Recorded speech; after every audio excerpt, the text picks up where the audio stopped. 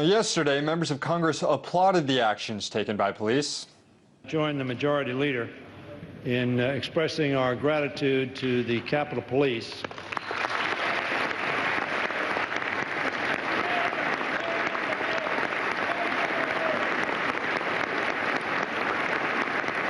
But the question remains, did police take a step too far in using deadly force against an unarmed woman who had her one-year-old child in the car?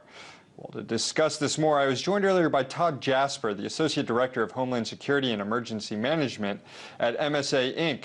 And I asked him if law enforcement are trained to react differently given the locations of yesterday's car chase, and if that's ultimately what resulted in the use of lethal force.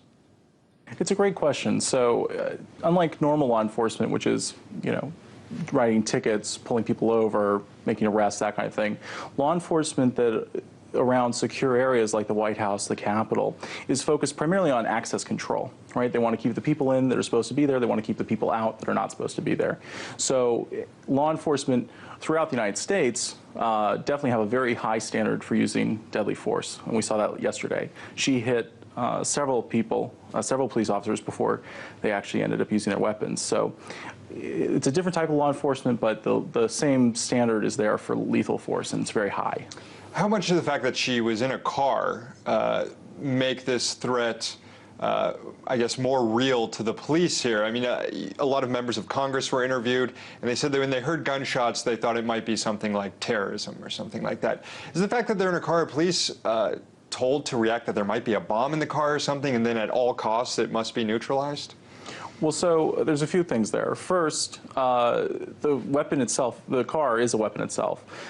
Second, she was going to multiple high-value areas, right? Multiple highly secure areas, not just the White House, but also the Capitol.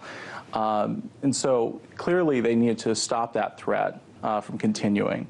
Now, she was pretty much a weapon in herself because she kept on trying to get through security and trying to use that weapon against the police. Well, I mean, looking back, we can see the threats that police believed were out there, but at the end of the day, we have, a 34-year-old mother who was suffering from mental illness, who was shot dead in front of her one-year-old child. And right. a lot of people can say this was brought on by herself. Maybe it was a misunderstanding. She turned into security checkpoints and had some sort of breakdown or anything like that. There was a point in the chase, and there's been video of it, in which the car was stopped in front of the Capitol. Right. And there's been some criticism leveled at the way police handled that they should have been a better job blocking the car in there, or once they had the car stopped, to shoot out the tires. Are those legitimate criticisms at the moment? Not really. Those are what you see people shooting out tires in the movies. In real life, pointing your gun and shooting it out a tire, there's a lot of collateral damage that could happen from that. Really, you're only authorized to use a weapon like a gun if you're deadly force authorized. So if you're not, you shouldn't use it. So shooting out a tire can lead to ricochets and other people being hurt or killed. Are police not really trained to really shoot out tires? Correct. Okay. That's not common at all. There was a one-year-old in the car, and police say that they weren't aware of the one-year-old in the car until after this was resolved and after they had shot the suspect. Given the bullets that were exchanged in front of the Capitol and then down the road by the Senate office buildings, it's a miracle that the baby wasn't injured. Had the child been injured in this shootout, tragically she'd been injured, would that have led to a change of procedure here? And would we still see Capitol Police or Capitol members of Congress on Capitol Hill applauding the police's actions today? Well, so what we do know is that I think to the credit of the officers, they didn't shoot randomly or just haphazardly. They were very, very discriminating about it. They only targeted the driver and ensured that no one else was hurt, and that's the case. So the child wasn't hurt.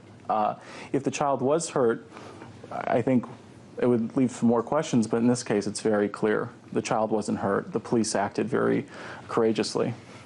After September 11th, the September 11th Commission promised a lot more interagency communication.